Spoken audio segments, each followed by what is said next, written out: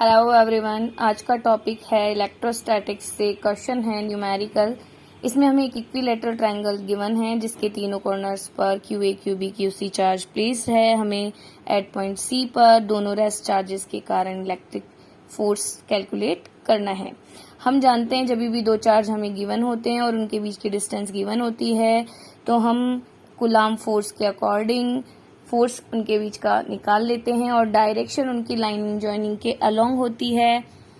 तो देखिए यहाँ पर हमें एट पॉइंट सी पर सबसे पहले ए पर जो चार्ज प्लेस्ड है, एक तो हमारे पास है सी कॉर्नर, यहाँ पर क्यू सी चार्ज प्लेस्ड है और एक है क्यू ए, यहाँ पर क्यू ए चार्ज प्लेस्ड है। दोनों ही, एक है 5 इंटू 10⁻⁷, एक है 1 इंटू 10⁻⁷, दोनों पॉजिटिव है।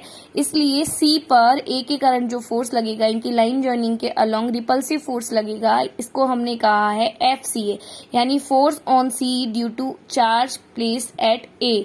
इसके लिए हम फॉर्मूला अप्लाई करेंगे K Q1 Q2 upon R², यानी K QA QC upon AC का स्क्वायर। QA की वैल्यू हमारे पास गिवन है 5 इंटू 10⁻⁷ कूलाम, QC की वैल्यू हमारे पास गिवन है 1 इंटू 10⁻⁷, AC की वैल्यू है 5 इंटू 10⁻² का स्क्वायर। जब हम इसे सॉल्व करते हैं तो हमारे पास आता है 0.18 न्यूटन, जो कि AC के अलोंग एक्ट करता है। अगर हम आगे कैलकुलेट करते हैं force on C due to b, तो इसे हम कैलकुलेट करेंगे K QC QB upon CB का होल स्क्वायर। जब हम यहाँ पर वैल्यूज रखते हैं, K की वैल्यू होती है 9 इंटू 10⁹, QC की वैल्यू गिवन है, QB की वैल्यू गिवन है। अगर हम यहाँ पर देखते हैं जो QC है, QC तो हमारा पॉजिटिव चार्ज है, QB है नेगेटिव चार्ज है, तो इसके अंदर जो QC वाला चार्ज है अट्रैक्ट होगा QB की तरफ, इसलिए जो फोर्स लगेगा, अट्रैक्टिव फोर्स लगेगा FCB की तरफ। जब हम FCB को सॉल्व करते हैं तो हमारे पास इसकी वैल्यू आती है 0.09 न्यूटन, जो कि लगता है C से B की तरफ, क्योंकि अट्रैक्टिव किसकी तरफ अट्रैक्ट हो रहा है, B की तरफ। C वाला चार्ज B की तरफ अट्रैक्ट हो रहा है। और अगर हम देखते हैं इक्विलेटरल ट्रायंगल है, इनके सारे एंगल 60-60 के हैं, तो FCB और FCA के बीच का जो एंगल है 120 है।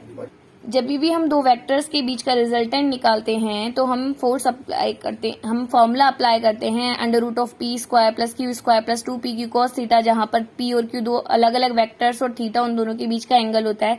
तो सिमिलरली यहाँ पे FC और FCP के बीच का एंगल 120 है, तो हम यहाँ पे फॉर्मूला अप्लाई करेंगे FCA का स्क्वायर प्लस FCB का square plus 2FCA CB cos of 120। FCA की वैल्यू पुट कर देंगे, FCB की वैल्यू पुट कर देंगे। cos 120 की वैल्यू होती है -हाफ और ये 2 एक दूसरे को कैंसिल कर देंगे। जब 0.018 सॉल्व करेंगे, 0.0324, 0.0081 और यहाँ पे माइनस का 0.0162 बचेगा, क्योंकि ये माइनस हाफ है। तो जब इन तीनों को सॉल्व करेंगे तो 0.0243 का रूट आएगा और इसकी वैल्यू आएगी 0.1558 न्यूटन, जिसको राउंड ऑफ फिगर्स में हम 0.16 न्यूटन लिख सकते हैं। इस तरह से अगर हम इनके बीच का एंगल निकालते हैं, एंगल का फॉर्मूला होता है Q sin theta upon P + Q cos theta.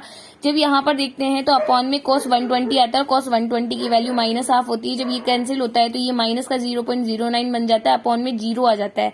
जब किसी भी न्यूमेरिक वैल्यू में अपॉन में 0 होता है, यानी 1/0 की वैल्यू इनफाइनाइट होती है और इनफाइनाइट tan 1 ∞ 90 की वैल्यू होगी। Thank you.